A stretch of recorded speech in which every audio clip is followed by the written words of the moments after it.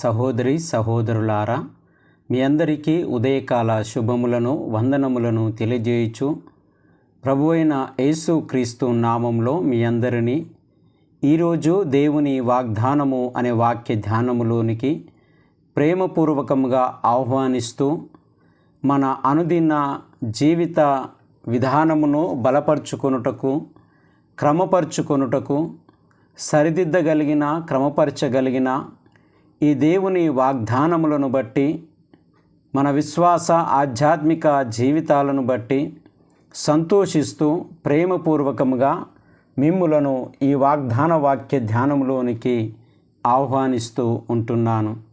ప్రియమైన స్నేహితులారా, ఈ వాగ్దాన వాక్య ధ్యానములు లేదా ఈ వాక్య ధ్యానము అనేది అనేకులకు అందించబడాలి అని ప్రార్థన పూర్వకంగా మీతో మనవి చేస్తూ ఉంటున్నాను. వీలైతే ఈ ఛానల్ను షేర్ చేయవలసిందిగా, సబ్స్క్రైబ్ చేసుకోవలసిందిగా మనవి చేస్తూ ఉంటున్నాను. ఈ ఛానల్ కొరకు మీ అనుదిన ప్రార్థనలో ప్రార్థించాల్సిందిగా, దేవుని వాక్యము ఇంకను అనేకులకు అందించబడుటకు మీ ప్రార్థన ప్రోత్సాహము అందించగలరని మనవి చేస్తూ ఉంటున్నాను. అదే రీతిగా మీ అందరి కొరకు అనుదినము ఈ విధముగా ప్రార్థిస్తూ ఉంటున్నాను అని చెప్పుటకు సంతోషిస్తూ ఉంటున్నాను. ఈరోజు దేవుని వాగ్దానము పరిశుద్ధుడైన లూకా రాసిన సువార్త 18వ అధ్యాయము 14వ వచనము. అతని కంటే ఇతడు నీతిమంతుడుగా తీర్చబడి తన ఇంటికి వెళ్ళెనని మీతో చెప్పుచున్నాను. తన్ను తాను హెచ్చించుకొనువాడు తగ్గించబడుననియు, తన్ను తాను తగ్గించుకొనువాడు హెచ్చించబడుననియు చెప్పెను. ఈ మాటలను బట్టి ఈ సర్వ సృష్టిలోని సర్వ మానవుల పట్ల దేవుని సంకల్పము, ఉద్దేశము ఏమై ఉన్నది, మానవుడు ఏ విధమైనటువంటి ప్రవర్తన జీవితమును అలవర్చుకోవాలి అనే విషయాలను ఇక్కడ జ్ఞాపకము చేయుట మనము గమనించగలము. మొదటిగా, అతని కంటే ఇతడు నీతిమంతుడుగా తీర్చబడి, రెండవది, తన ఇంటికి వెళ్ళెనని మీతో చెప్పుచున్నాను. ఈ ఉద్దేశములో ఉన్నటువంటి సారము ఏమై ఉన్నది?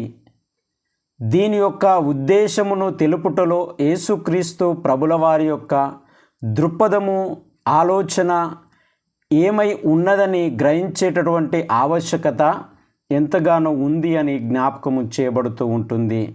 మన అనుదిన జీవితమును, మన అలవాటు, మనందరికీ దేవాలయానికి వెళ్ళేటటువంటి అలవాటు మనకు ఉంటుంది.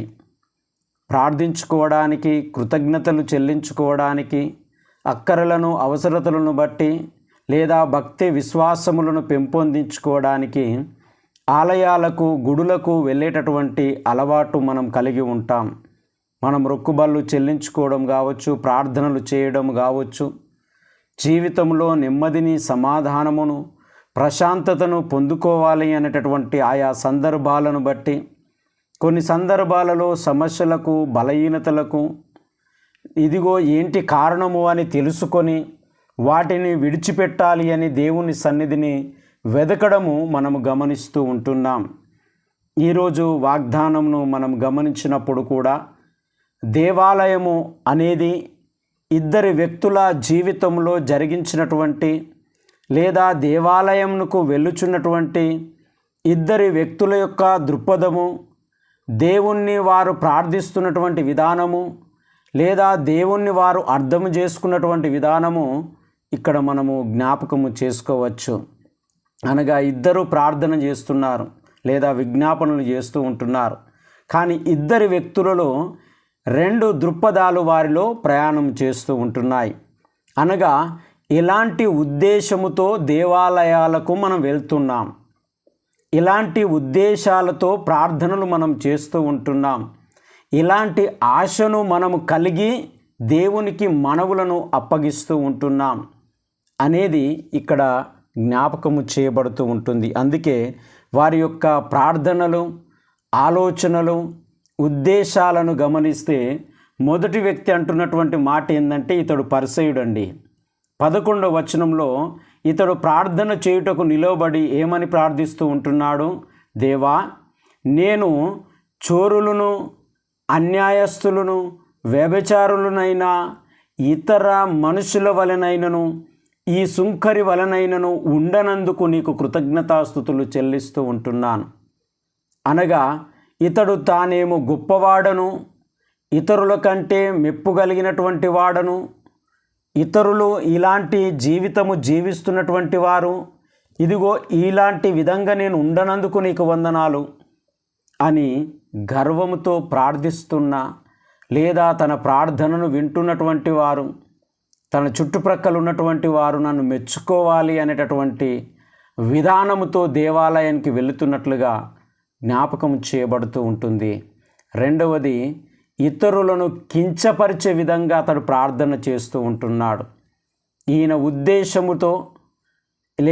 ఉద్దేశంలో దేవాలయానికి వెళుచున్నటువంటి ఆలోచన కానీ, దేవుణ్ణి ప్రార్థిస్తున్నాను అనేటటువంటి ఆ పరిపక్వత కానీ, అతడు ఇతరులను కించపరుస్తున్నాను నా ప్రార్థన ద్వారా అనేటటువంటి జ్ఞానమును తనకు తానుగా తెలుసుకోలేనటువంటి అంధకారములో, చీకటిలో జీవిస్తున్నటువంటి వ్యక్తిగా జ్ఞాపకం చేయబడుతూ ఉంటున్నాడు.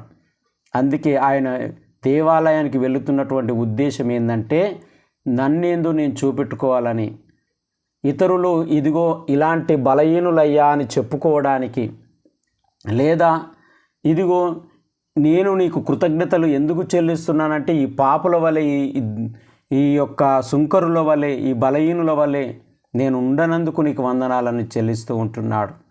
కానీ అక్కడే ఉన్నటువంటి ఇంకొక వ్యక్తి ప్రార్థిస్తూ ఉంటున్నాడు. దేవాలయానికి అందరం వెళ్తామండి, చిన్న పెద్ద అని తేడలేదు, ధనిక పేద అని తేడలేదు, మంచివాడు చెడ్డవాడని తేడలేదు. దేవుని యొక్క స్వరం ఏమని పిలుస్తూ ఉంటుందంటే, ప్రయాసపడి భారం మోసుకొనుచున్న సమస్త జనులారా నా యుద్ధకు రండి, నేను మీకు విశ్రాంతిని కలుగజేస్తానని స్వరం వినిపిస్తుంది. నువ్వు కన్నీళ్లతో ఉన్నవా, దుఃఖముతో ఉన్నవా, బలహీనతలో ఉన్నవా, చీకటిలో జీవిస్తున్నావా, ఇగో ఈ పరిసయుడు చెప్పినట్లుగా అలాంటి ఇహలోక సంబంధమైనటువంటి అలవాట్లలో బలహీనుడవైపోయినావా, నువ్వు ఎట్లా జీవిస్తున్నావని కాదు, కానీ నీ యొక్క భారముల నుంచి బయటికి రావడానికి నువ్వు ప్రార్థించడానికి దేవుని సన్నిధిని అనుభవించాలా.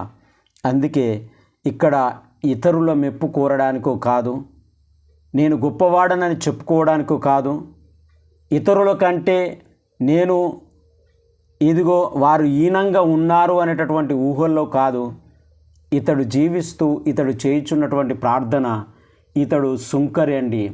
అందుకే 13వ వచనంలో అంటుంది, అయితే సుంకరి దూరముగా నిలువబడి ఆకాశము వైపు కన్నులెత్తుటకైనను ధైర్యము చాలక రొమ్ము కొట్టుకొనుచు, దేవా, పాపినైన నన్ను కరుణించుమని పలికెను అనేది జ్ఞాపకం చేయబడుతూ ఉంటుంది.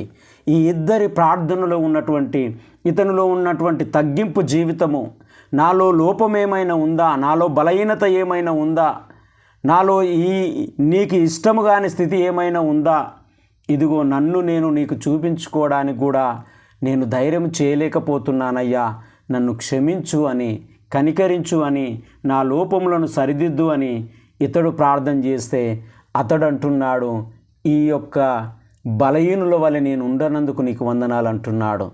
నిజమే, వీరిద్దరి మధ్యన ఉన్నటువంటి వ్యత్యాసాన్ని యేసుక్రీస్తు ప్రభుల వారు జ్ఞాపకం చేస్తూ 14వ వచనంలో అంటున్నాడు, అతని కంటే ఇతడు నీతిమంతుడుగా తీర్చబడి తన ఇంటికి వెళ్ళెనని మీతో చెప్పుచున్నాను. ఇదిగో గర్విష్ఠుల కంటే, అసూయ ద్వేషములతో, ఇతరులను కించపరిచే ఆలోచనతో, అవమానాలను తీసుకొచ్చేటటువంటి నేనే పవిత్రుడను అనేటటువంటి గర్వముతో ఉన్నటువంటి వారి ప్రార్థన కంటే నేనేమై ఉన్నాను అని తెలుసుకునేటటువంటి ప్రార్థన చాలా ప్రాముఖ్యమైనదని ఇక్కడ యేసు ప్రభుల వారు జ్ఞాపకం చేస్తున్నాడు. అందుకే ఇక్కడ జ్ఞాపకం చేస్తుంది, ఇతరులను తృణీకరించడం ప్రార్థన కాదు, లోపాలను ఎత్తి చూపడము ప్రార్థన కాదు, అతడు ఇలాంటివాడు అలాంటివాడు అని ఏలెత్తి చూపించడం ప్రార్థన కాదు, అలాంటి వారి కొరకు ప్రార్థించడమే నిజమైన ప్రార్థన అని జ్ఞాపకం చేయబడుతూ ఉంటుంది. నిజమే స్నేహితులారా, ఉదయకాల సమయమున ప్రతి వ్యక్తి ప్రతి జీవితంలో ప్రార్థన అనేటిది, దేవాలయాలకు వెళ్ళడము, విజ్ఞాపనలు సలపడము అనేది మన యొక్క జీవితంలో అలవాటు చేసుకున్నటువంటి వారముగా ఉండి ఉంటాం. స్వనీతి కొరకు, ఇతరులను కించపరచుట కొరకు, అవకాశవాదులుగా ప్రవర్తించుట కొరకు దేవాలయానికి వెళ్ళుచున్నామా? లేదా యెషయా ప్రవక్త వలె దేవాలయానికి వెళ్ళినప్పుడు మన లోపములు ఏమిటో కనబడినప్పుడు, మనము నివసిస్తున్నటువంటి ప్రజల పరిస్థితి ఏమై ఉన్నదో అని చేయబడినప్పుడు, ఇదిగో నేనున్నాయ్యా నన్ను పంపు అని ప్రార్థించేటటువంటి, ఇతరుల కొరకు నిలబడేటటువంటి స్థితి కొరకు మనము దేవాలయానికి వెళ్తున్నామా?